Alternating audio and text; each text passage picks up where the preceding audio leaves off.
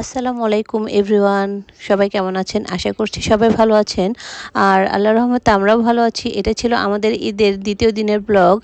আমরা সবাই মিলে আমাদের ফুফুর বাড়ি চাঁদপুরে বেড়াতে যাচ্ছিলাম। তো আমরা কিন্তু লঞ্চে করে যাচ্ছিলাম। আর ঈদের দ্বিতীয় দিনও যে লঞ্চের ভিতরে এত ভিড় হবে সত্যি আমরা আশা করিনি। তো আমরা লঞ্চের ভিতরে এসেই কিন্তু ছাদের দিকে চলে আসছিলাম। আর দেখুন ছাদেও কিন্তু অনেক মানুষ কোথাও জায়গা না পেয়ে কিন্তু এই ছাদের মধ্যে অনেকে বসে আছে। তো দেখুন বাহিরের দৃশ্যগুলো দেখতে কতটা সুন্দর লাগতেছে।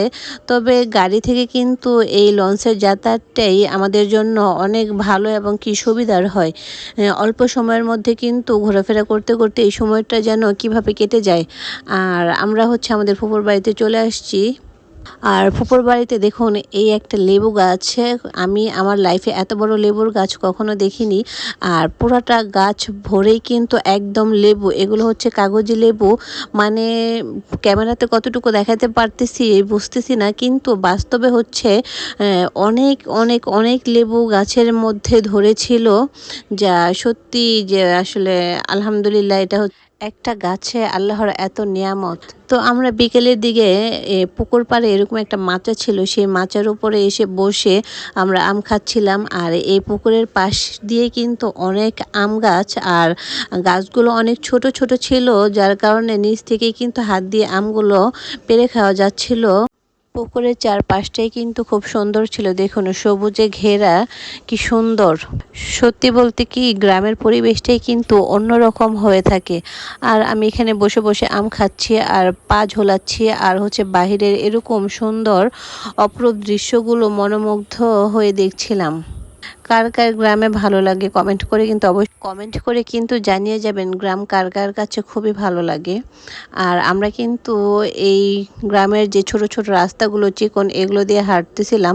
আর এখানে দেখুন মাছ ধরার প্রস্তুতি চলছে। আমার মেয়ে কিন্তু মাছ ধরবে, আপনারা দেখতে থাকুন। শুধুমাত্র মাছ ধরার জন্য কিন্তু আমরা এই বড়শিগুলো ঢাকা থেকে নিয়ে আসছিলাম।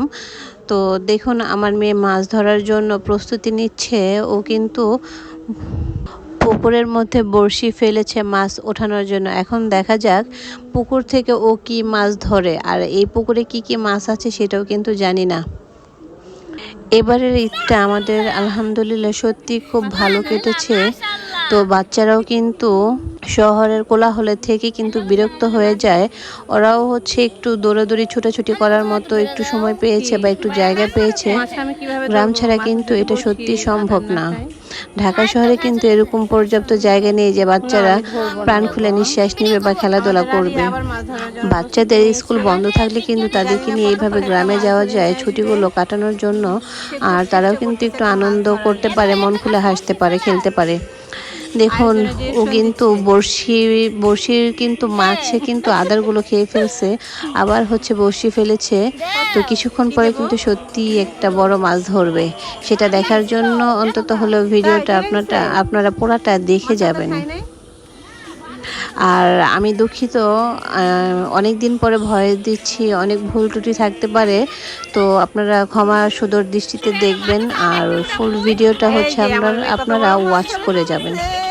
আর দেখুন কত বড় একটা মাছ।